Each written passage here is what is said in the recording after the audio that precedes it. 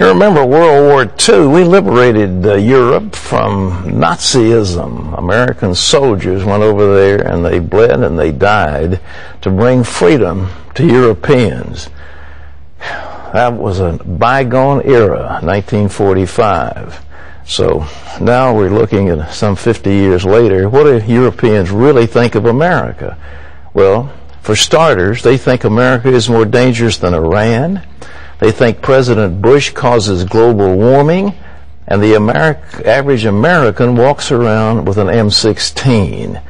Most Europeans believe these insane things because of what they have seen in the news.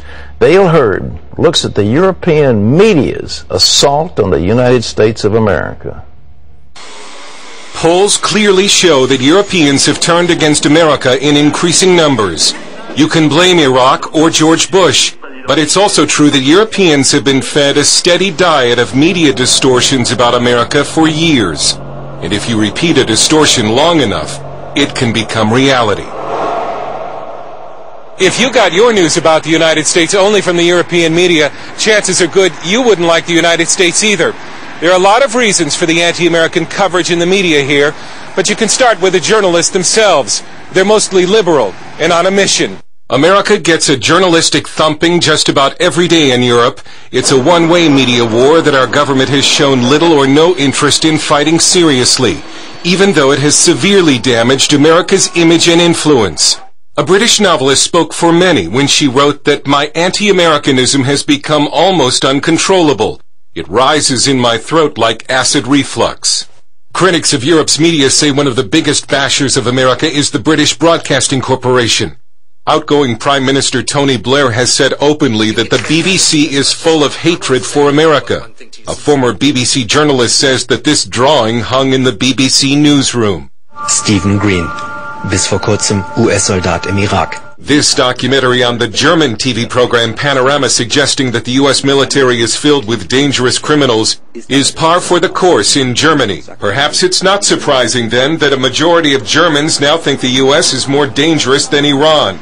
Polls also show most British now have a negative view of America. It's gotten so bad that a British conservative group has produced this commercial to remind the world that it really does need America. Imagine a world without America. You are watching the news from London. General Secretary Stalin was in France today to celebrate the 10th anniversary of the liberation of Paris by the Red Army.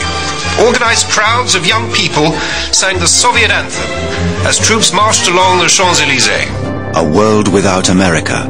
A world with more disease, more poverty, more danger. In Berlin, American Jeffrey Gedman, president of Radio Free Europe, has spent a lot of his time with Germans busting the anti-American stereotypes pushed by the German media. The intuitive stories are fat children, fast food, death penalty, no culture, Guantanamo.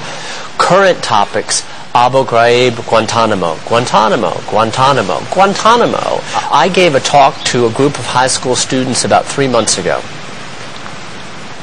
The first question was about Guantanamo. You know what the second question was? Guantanamo. You know what the third and fifth and ninth and 12th question was? Guantanamo.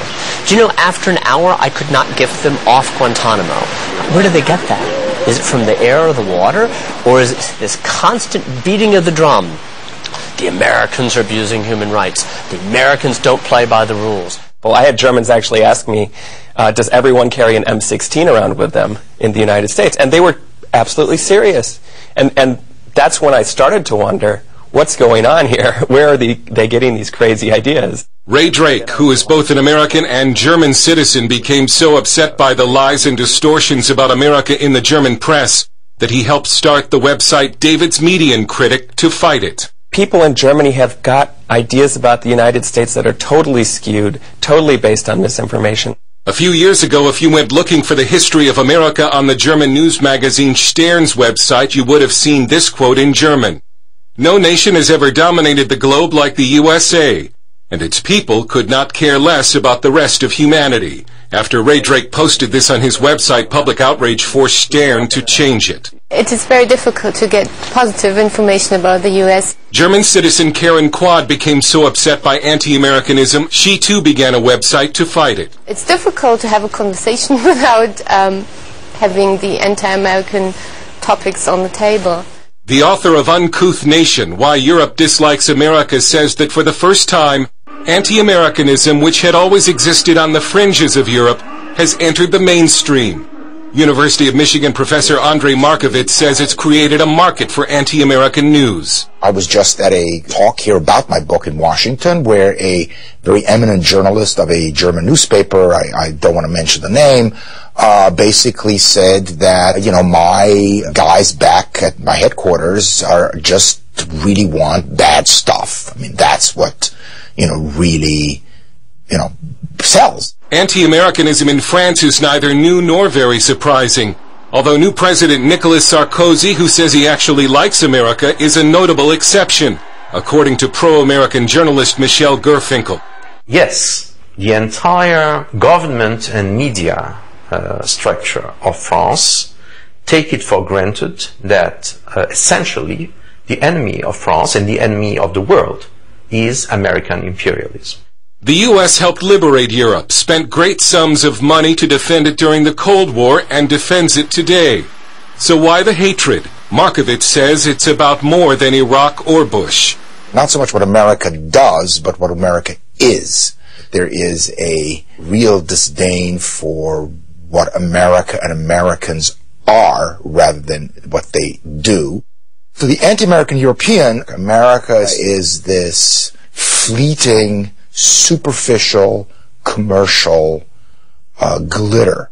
Meanwhile, the British media has announced it wants to bring its brand of news to America in a bigger way. Tomorrow, a British group warns that the BBC comes to America as a Trojan horse, and how in the European media the deep religious faith of Americans is a sure sign that they're stupid.